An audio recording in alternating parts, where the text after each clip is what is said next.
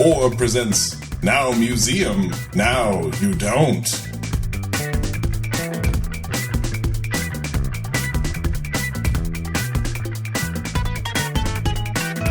This is Gary Butterfield. This is Cole Ross. It's the title that is also the title of a Simpsons episode and many other things. Yeah. And also this season's tag sale.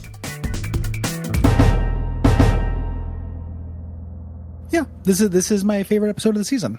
I've confirmed. You've gone through it all, and then you came back to this one, and you said, yeah, this is the one I'll keep. Yeah, this is the hangout vibe that I love, that has the characters I love, and does good character work. Yeah. And lots of jokes I think are very funny. Lots of jokes that are very funny. And also, I'm a real sucker for old Team Venture.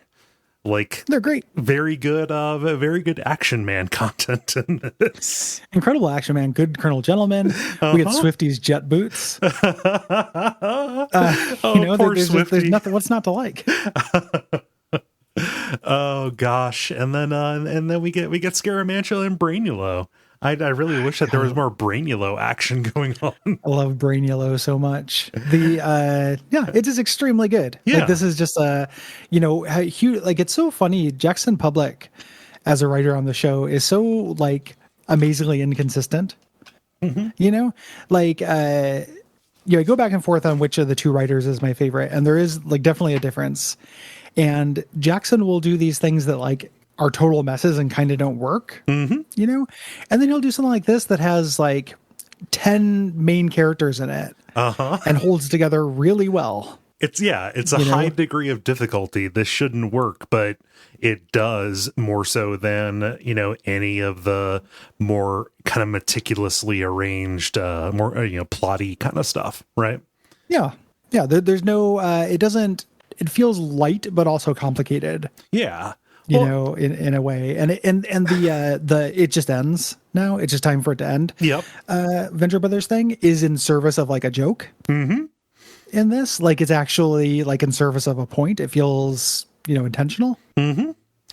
Good episode. And like the for as frivolous as this is, I think that this is really important because it reveals that no, it's not just that Rusty is a petty jerk, who is envious of anybody who gets more attention than him. JJ actually is pretty bad. He's kind of a dick. Yeah. Like Doc is a dick, but he's a more authentic dick than the other Venture brother, the other Ventures. Yeah. He has the courtesy not to smile to your face when he's saying something hateful to you, Exactly. And that's the big difference. Yeah. Like Jonas Jr, obviously a monster. Mm-hmm. Little JJ pretty shitty, not as shitty, but not great. Yeah. It's a more kind of like it's a relatable kind of shitty because we've all known people like this. Yeah. Totally known a JJ. Yeah, so this is a very fun episode. I'm excited to talk about it. Yeah. As we mentioned, written by Jackson Public. This originally aired on July 27th, 2008. And the premise is that JJ has created the Jonas Venture Jr. Museum of Jonas Venture. Ethan Winters on his home base on Spider Skull Island, and he's invited all of the people from the Ventures past to this kind of debut party, including some classic villains. And this does not go well for anyone, as you would expect. He should have thought it through. All this stuff. Hubris. Yeah. Hubris. I mean, nothing. Everything has worked out for JJ since he was born. So why would he stop to reconsider? He was born a long time ago inside a body. Yeah. I don't know if I'm going to go as far as say everything has worked out for JJ since he was born. I mean, born again, let's say. Okay. Since he started breathing the air and walking on terra firma and not, not sapping nutrients from good old Rusty. He did spend like 40 years in pretty rough stuff. Mm-hmm. Yeah. But as an out and about guy, the things have generally worked out for him fine. So why would he stop to think that maybe there would be consequences to some of this? Yeah. Yeah. And like we said, this is a tax sale episode. It was, primarily written in dribs and drabs over the course of the season. Like, public would kind of think of a fun interaction and figured, like, yeah, we can just put that into the museum opening episode, and here's some, some good hangs, here are some good jokes. And we'll worry about the plot when it's time for the deadline episode to actually come out. Yeah, deadline. And it's just kind of amazing that the plot to this ends up actually being, like, I think pretty interesting. It's slight, but it holds together pretty well. It doesn't feel overburdened.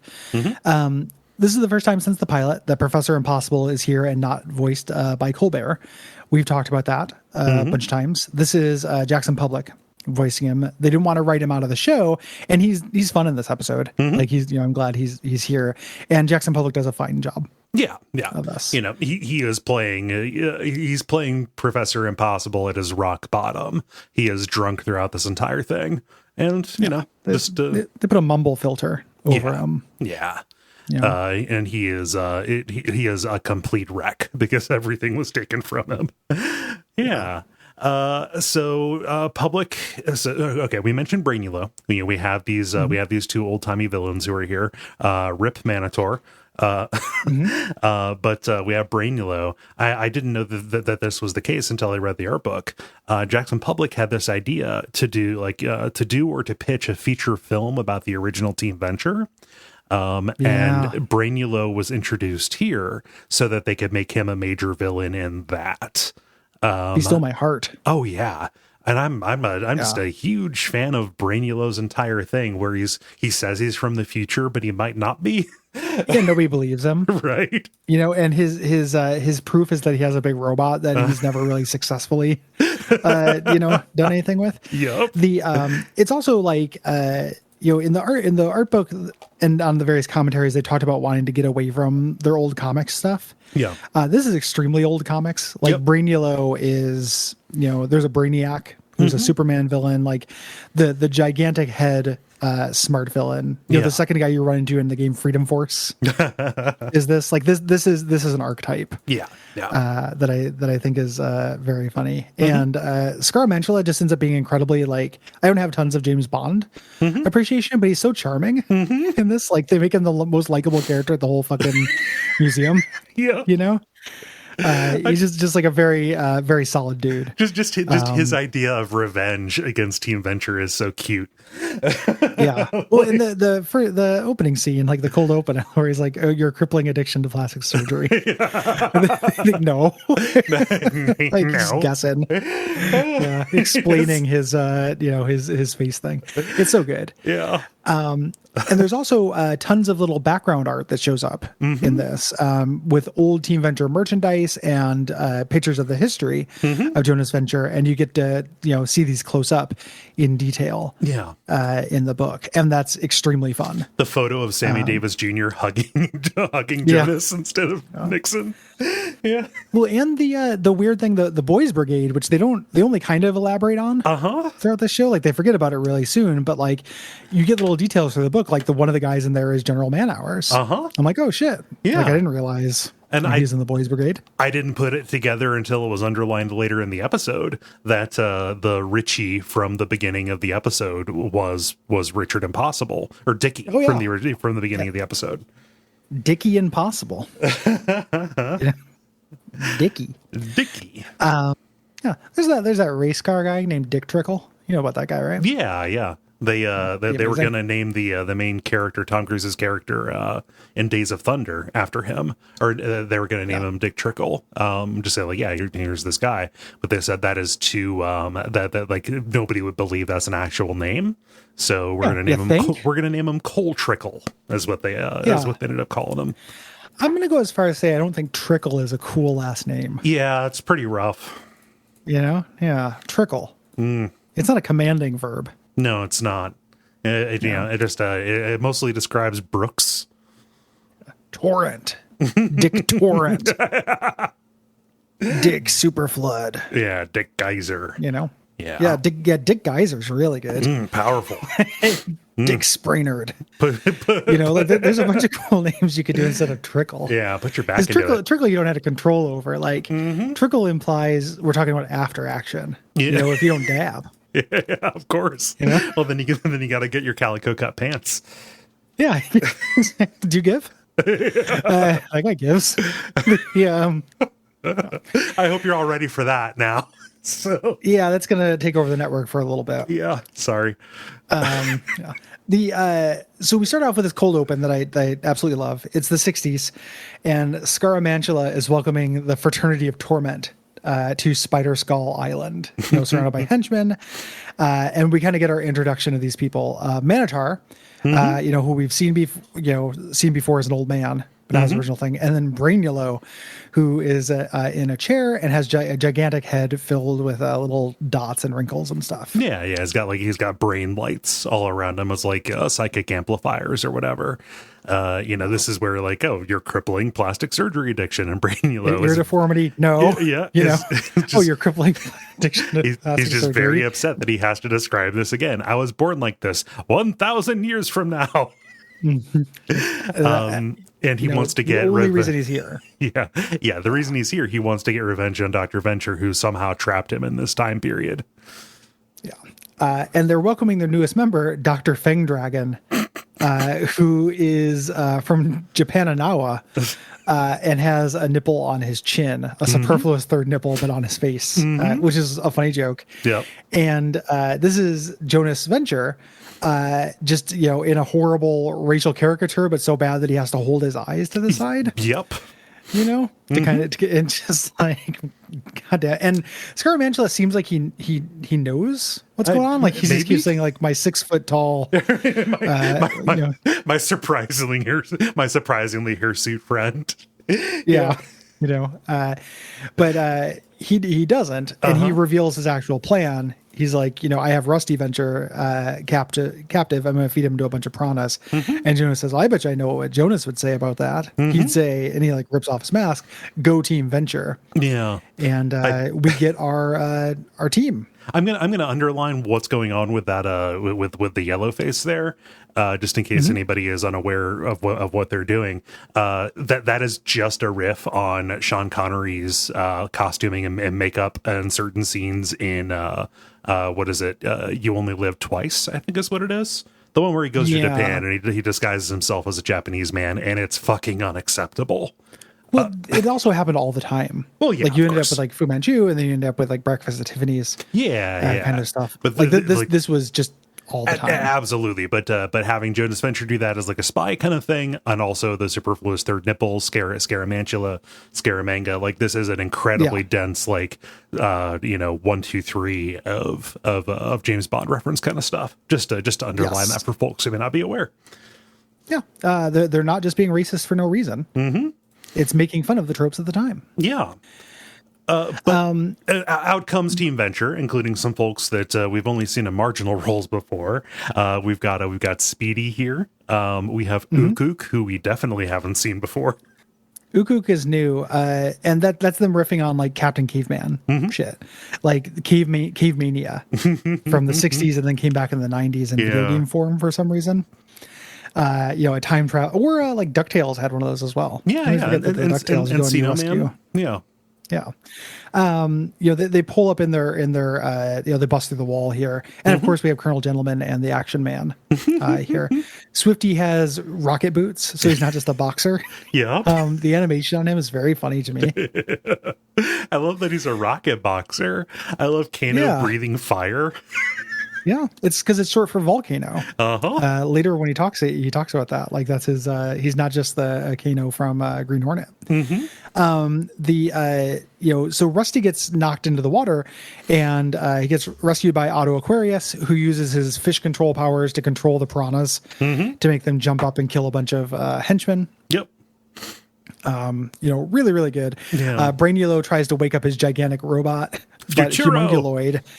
Like flies through the wall and punches him, and he's like Andre the Giant, essentially. Here, and this plays into his backstory. He was huge. They shrunk him on accident. Yeah, Dr. Entman And then and then of course Action Man has to go too far. He's running around with 2 pistols and he's shouting action, action, action, and just plugging people, just two tapping people like as he has them pinned on the ground, and he's just so gleeful. And they're like, I think it was Colonel John, like even Ukuk knows when to pull a punch. Yeah, they pull it back. I love Action Man so much. He's such a monster. So they won the day, Rusty. But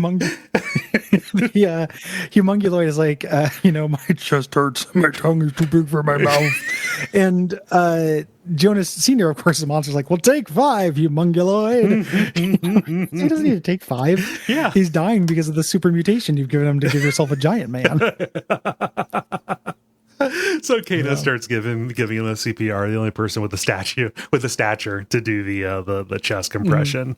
And Scaramantula, who was just an Italian guy who wears a plastic spider on his face, and one of his hands is hairy and has 10 fingers. Yeah.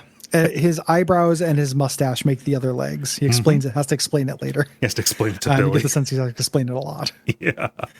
But he activates the self-destruct, and it shorts out. He gets away, but everyone laughs, and Jonas figures, hey, this is my island now. And we've just witnessed the capture of Spider Skull Island. He calls over one of the boys' brigade, Dickie, young Richard Impossible, and they take a photograph. And we cut to present day.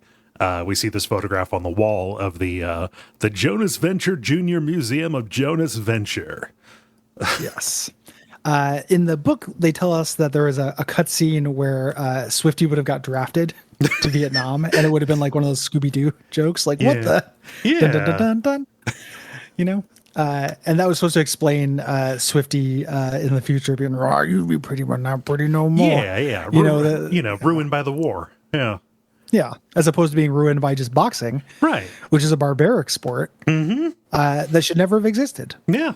Like, people bet on that stuff. It's crazy to me. Yeah. Who can punch the other one better and break their skull more? Yeah. But punch him until he can't get up anymore. That's, I think that should be the victory condition.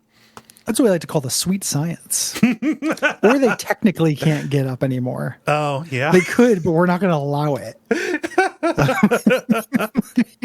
Mario's going to come down there and pin him.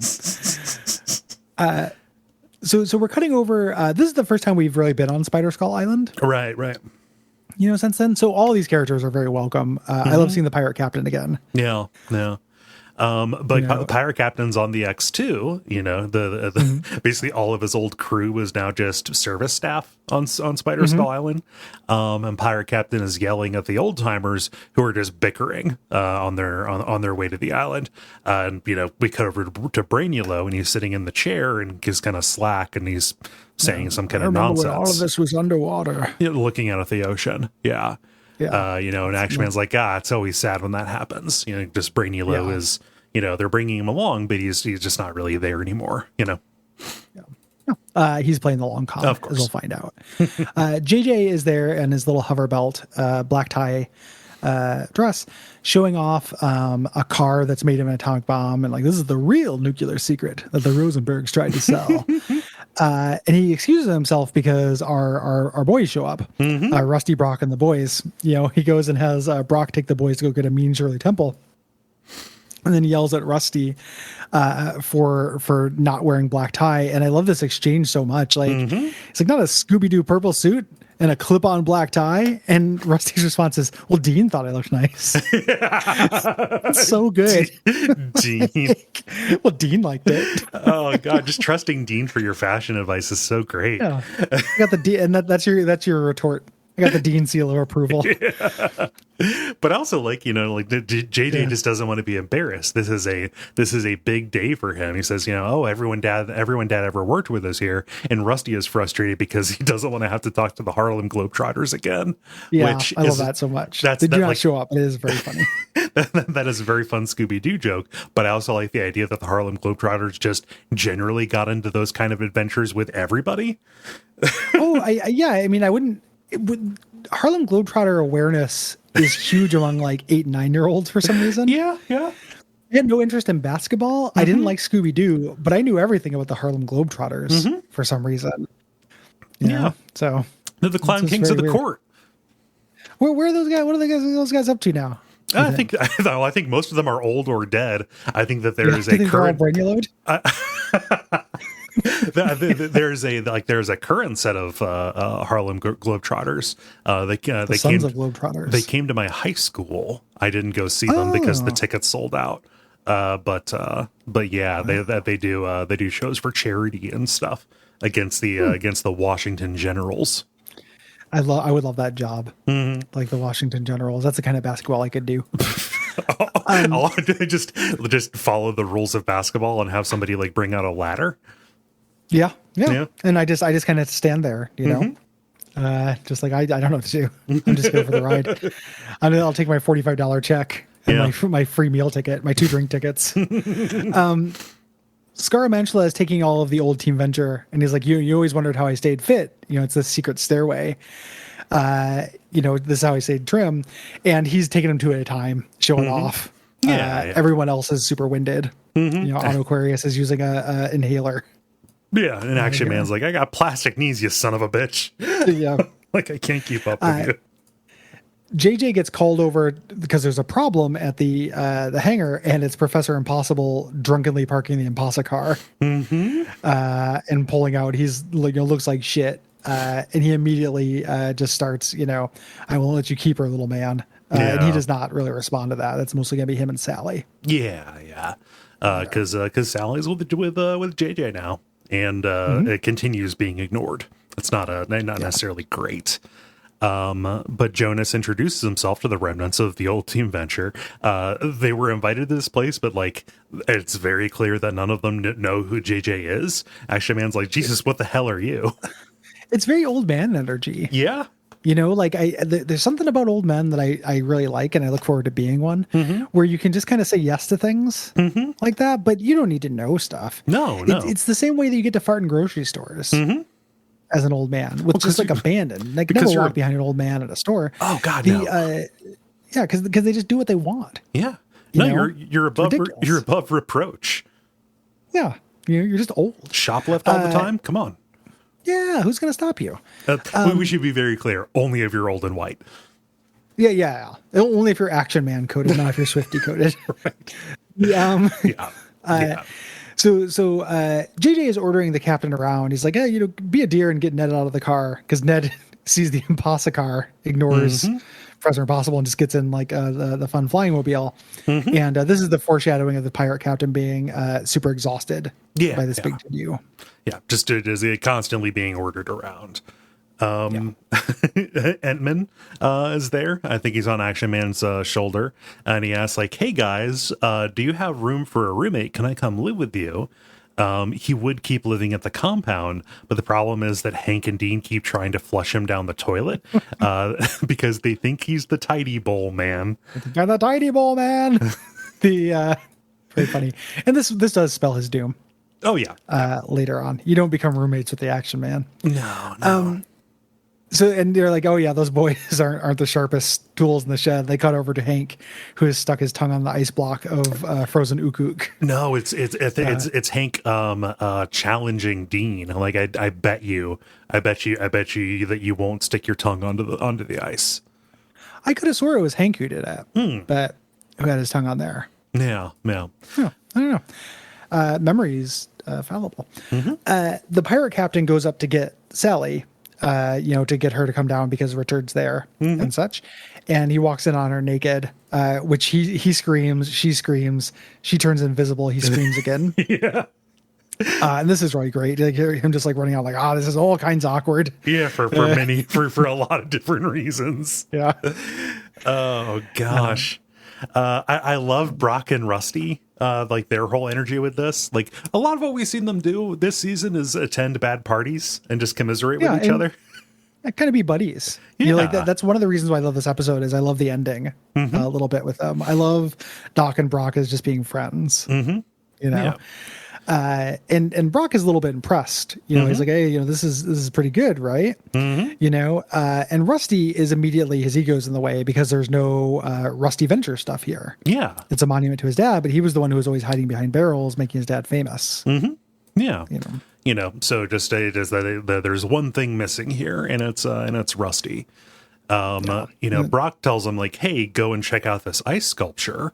And Rusty immediately initially thinks, oh, there's no reason to do that. I've got one just like it. Oh, it's an ice sculpture of the Jonas Venture statue from the compound, but but JJ's replaced Rusty. Yeah. Just kind of brutal, you know. And this is Rusty gets a double sidecar. This is before DuckTales became a thing, which makes me a little sad because I was sure that this is where they started. Because I know he got drunk in this one. We're going to get to that point. And at some point, this show takes off. People who are listening to this, if you want a good motivation to tell your friends and write reviews and stuff, is that if this show got popular, me and Cole would do shit like try DuckTales on camera. Oh, it'd be vile. Yeah. But we do it. I want to watch Cole drink a red mocha cooler. You know, like, don't you want a tall pour of grenadine? Don't you want to see us do that? So make this show popular so that would make sense. You know? Oh God. Yeah, but he orders a double sidecar, and like a little bit later he orders what is it, Sam in a sweater, which is that is a reference that is so obscure that Google barely knows it. It's to a novel called Teeth. Yeah, like there are no, because of course whenever he mentions a cocktail I want to look up the ingredients because of DuckTales, right? But there are no ingredients to the Sam in a sweater. It's just part of that book where two friends will go up to a bar, one of them will make up a drink name, and then they'll berate the bartender for not knowing the ingredients, and the other friend will improvise what ingredients are in it, and Sam in a sweater is one of them.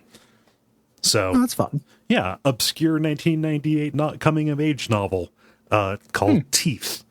Yeah. Yeah. Strange. Sally confronts Richard about whether he brought the divorce papers, and he's, take me back. I've learned to have fun. You know, he does a little dance, which I think is a reference to Fantastic Four 2 Rise of the Silver Surfer.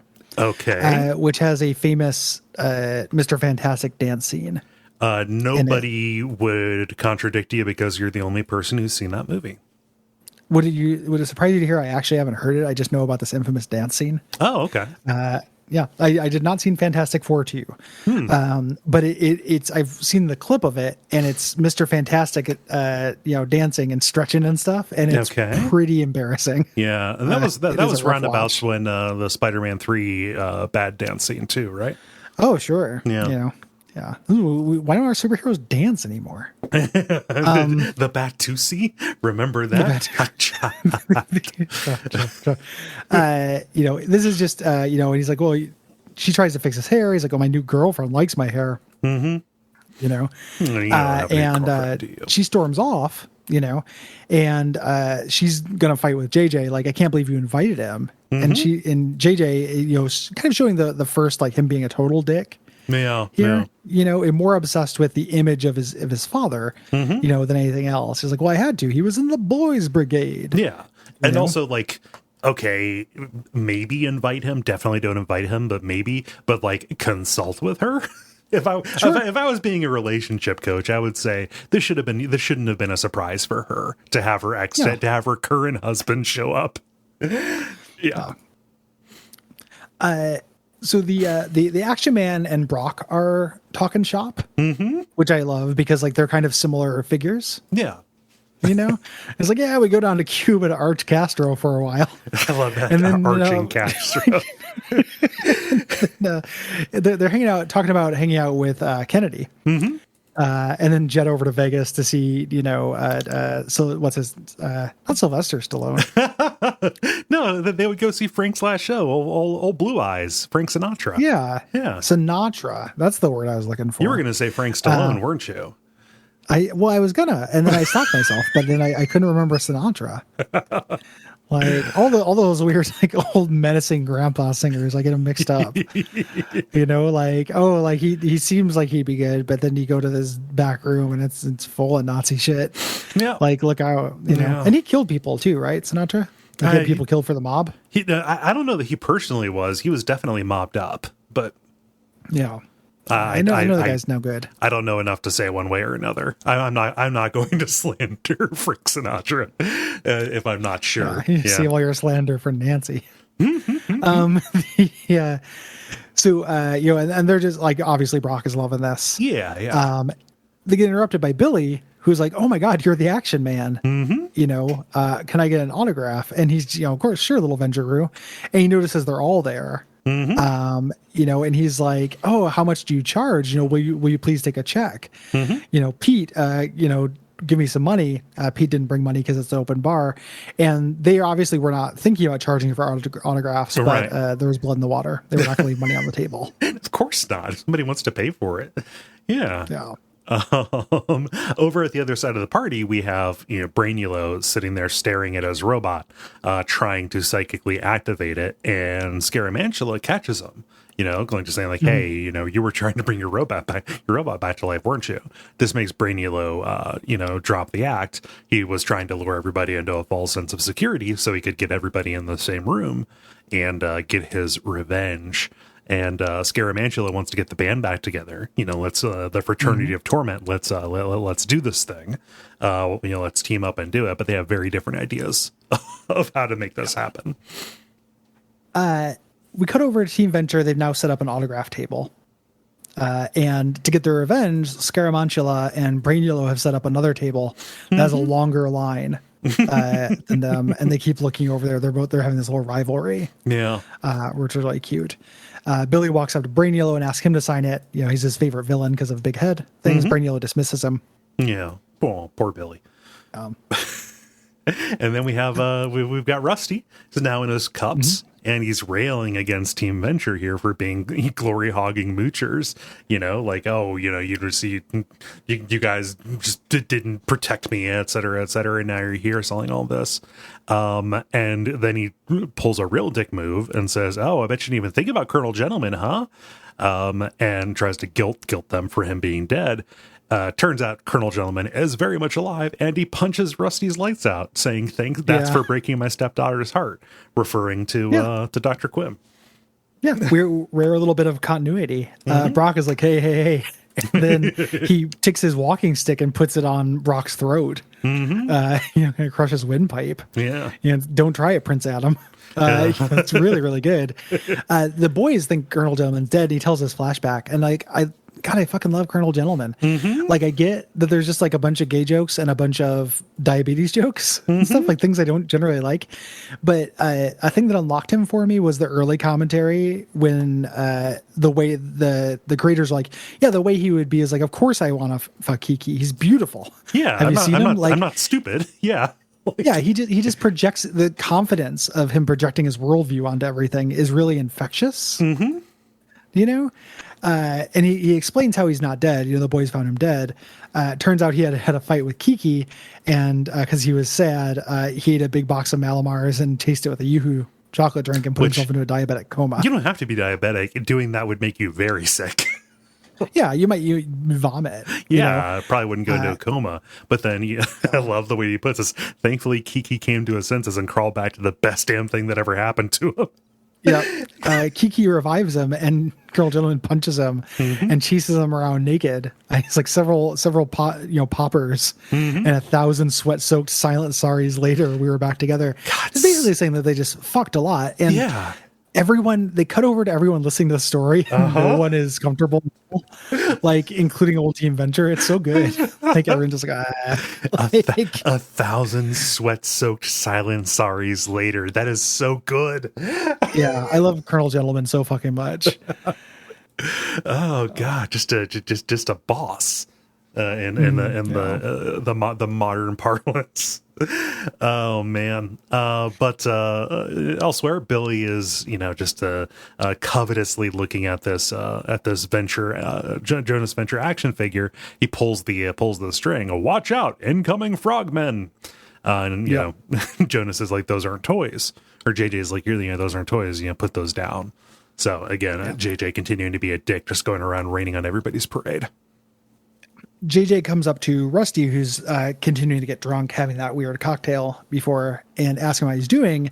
He's about to tell him off, but Brock covers his mouth and says it's good. And he says, "Let me borrow you for a moment, Rusty." He's going to recreate this old picture. You think he's going to be part of it, but he's not. Sally walks up, and he, hold on, funny face, just wait a minute. Just dismissing his woman. We cut over to Team Venture, and their Colonel Gentleman has been hawking his memoir. That's why he's here. And it's like Action Man is like, I can't believe you slept with Killer Manjaro. I had no idea he was. Neither did he. You know, he tried to ambush me in the middle of a threesome with Gorvidal and Wally Shearer. So good. Like, Wally Shearer comes out of nowhere in that. He's an astronaut. Yeah. who fucked Colonel Gentleman and Gore Vidal. Yeah. Yeah. Even Gore Vidal. All my friends are grown up nerds like Gore Vidal, and even he's kissed more boys than I have. Girls, Lisa. Boys kiss girls. Oh God, just the magnetism of a Colonel Gentleman. He transcends all barriers.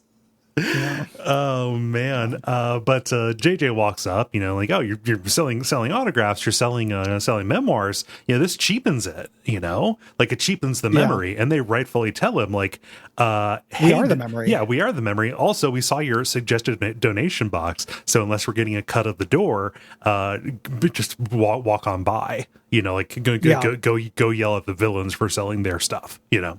Mm-hmm. They shut that down, and this is what causes Brain Yellow to be like, this is the shittiest revenge. I can do this on my own because this is already a powder keg. So this is real fun to me. He goes around just amplifying everybody's like tensions. You know, it's already a tense situation, and he's just going to push them over the edge. Yeah. Go over to the pirates. They're in the break room in the back hallway, you know, having a cigarette break, all kind of complaining to the captain, you know, like, yeah, the captain's really right, or JJ's really riding us. We used to be pirates, it's the way he does it. Yeah. You know, like he's being polite, but you can tell he's being a dick. Yeah, I know. He doesn't have the courtesy to, he's going to smile at you while he's being a dick. It's not great. And just kind of saying like, we used to be pirates, and he's turned you into a dancing monkey, and the dancing monkey thing's going to come up later. So JJ has assembled all of the living people from the picture that was taken at the beginning of the episode. And though he invited Rusty, he shouldn't have done so. He, was kind of thoughtless, because Rusty wasn't in the picture. So like, he was recovering from being in Piranha Tank. Yeah. He was, you can understand why Rusty's so pissed about all this stuff. Yeah.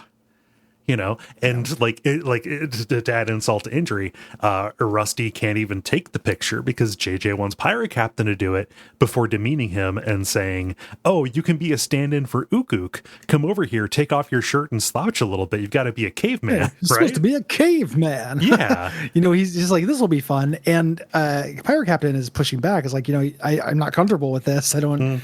You're pushing my buttons here, and he pushes him too far, and he ultimately says, I'm tired. He starts going off on him like, I'm tired of being your trained monkey, and Colonel Gentleman punches him out and says, that's for calling Ook a monkey, which was not what was happening whatsoever. But there's also Ook is there. He's in an ice block. They could have pushed him over. So very sad for the captain. Yeah. Well, I like I like how protective Colonel Gentleman is of his caveman friend. He's not a monkey. He's a good dude. Yeah. And it's evident. Yeah. Like, yeah, you wouldn't say that to Ook. No. Ook was a comrade. Ook was a comrade. Yeah. This is what caused the pirates to mutiny. The captain goes and grabs a pirate, says, "Who wants to be a pirate again?" And it's going to cause our kind of inciting incident here. One of them puts out their cigarette on the self-destruct panel, which sparks a little bit after having deactivated, years and years ago. Yeah. Brainulo is circulating around the room trying to corrupt people, tempting them with their deepest desires. Like, he's already gotten in Professor Impossible's head. He gets into Pete's head. Okay, I love it. It's like Pete's only line in the whole show. It's so good. He's like, you fantasize about conquering the mother from Growing Pains? And Pete's yeah. The one where they showed her in the bathtub? Yeah. It's so good. Pete is just such a fucking moron. It's like worthless. But also, Richard, to have that be like your worst desire is like, oh man, I would really love to climb on top of the mom from Growing Pains. Well, it's a flashback to Eeny, Meeny, Miny Magic, where Rusty, Billy, and Peter hanging out, and vacuum with suction attachment. This one's very creative, Billy. Yeah. But they were talking about, no, the Stone Cold Fox from A Mother's Love. They're talking about their sitcom mom thing. Yeah. The Monarch also, abusing himself to Marquis Post. Kind of the creators of the show telling on themselves a lot. I think so. Yeah. I gotta give a Marquis Post though. Well, Marquis Post is hot. Had the androgynous pixie cut kind of thing way before it was popular. Marquis Fox, man, Stone Cold Fox. Yeah. I'm glad we can agree. Google image search Marquis Post. Excuse me a moment. I'm gonna. If you're not gonna mute, I'm gonna deafen. Discord does a counter for this. We're gonna need both for this. He had gotten to Richard, and said she'll never love you. You take her back, and he's making a big scene. He's up at the top of the railing here. Calls out to Sally. He says he did it all for her before jumping, but his leg catches, and he kind of unfurls over a rock formation. I love the boys. The boys don't get very much to do in this, but them just pressing the button on his suit to make it go back and forth between tuxedo and his impossible suit is very good. Before Brock ushers them away, because the self-destruct activates. Yep. As the pirates start boarding the museum, they're like, "Oh, we're taking over the ship," and start swinging from ropes. They start crawling the walls like they're masts. And Rusty looks around. He's like, "Hey, this is gonna be one of those things, isn't it? Yeah. We get a bunch of people like costume idiots together, and people start. Some guy's gonna punch another guy, and then something's gonna blow up." When you're not in the middle of it, it's really obvious. And Brock is just like, welcome to my world. Again, just buddies, side character buddies. So they're going to leave. They take the boys to safety, before things get bad. Yeah. The pirates attack, and that's what causes Team Venture to jump into action. Old though they may be, they are still going jinkies, pirates. And it looks like it's getting real bad until a stray projectile activates the projector, playing this little film strip that JJ had prepared, which is just all saccharine and sentimental. Talking about all of my memories of my dad and all you people come from the movies that I found here and from the things that I had that I have in the museum. And everyone gets arrested by this. Brignulo is upset, because nobody's mad anymore. So he starts to try to activate Futuro. It shows a clip of Dick Cavett talking to Jonas Venture.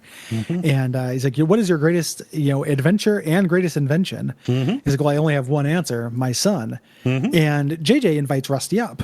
This whole thing was not going to be a monument to an absence of Rusty. Yeah. It was the reason you didn't see yourself was because you were going to be the centerpiece, you were the closer. It's real sad.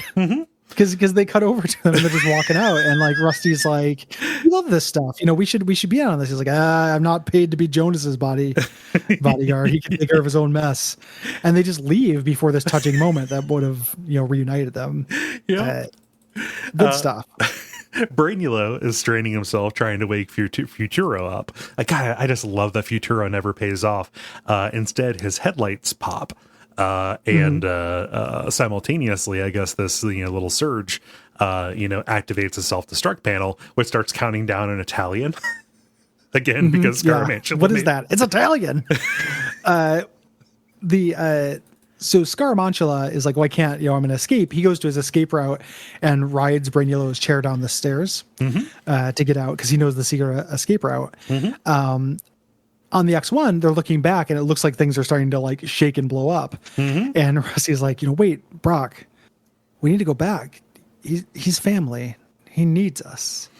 And Brock looks over and goes, get the fuck out of here. And it's so good. It is such a lived in moment. Had you go in there for a moment, didn't I? Yeah, you did.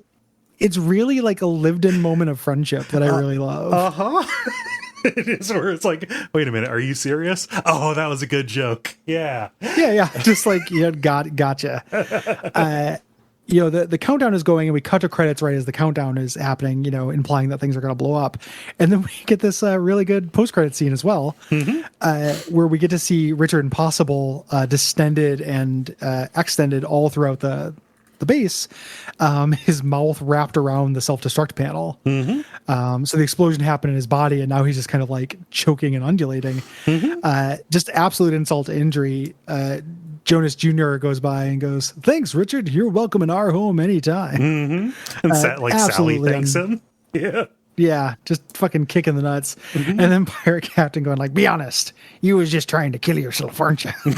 and that's the end. And it's so good. Yeah. So good. Oh, man, just the ruins of Richard Impossible's life. You almost forget that he deserves it. And then later turns into a straight up villain. Yeah. But early on, it's like, we get to see his whole arc. And just I love JJ being, that kind of asshole. Like, you're welcome in our home anytime. Yeah. What a champ. What a dick. It's such a fun episode, and we're on a really nice little streak because the next couple of ones are good and interesting. Yeah, for different reasons. I like Orb, but it's a different, it's a different kind of good, right? And then the finale of this is great. Well, we got Lepidopterists. Yes, we do. Coming, and that's a real good one. So probably my favorite Monarch episode. Yeah. Of the season. So thanks everybody for listening. We appreciate you. If you want to see us drink tall pours of grenadine, you can patronize us at patreon.com/Duckfeed.tv and write ratings and reviews and tell your friends. Yes, you can. I think that's all the stuff. We'll be back next week. And until then, go Team Venture.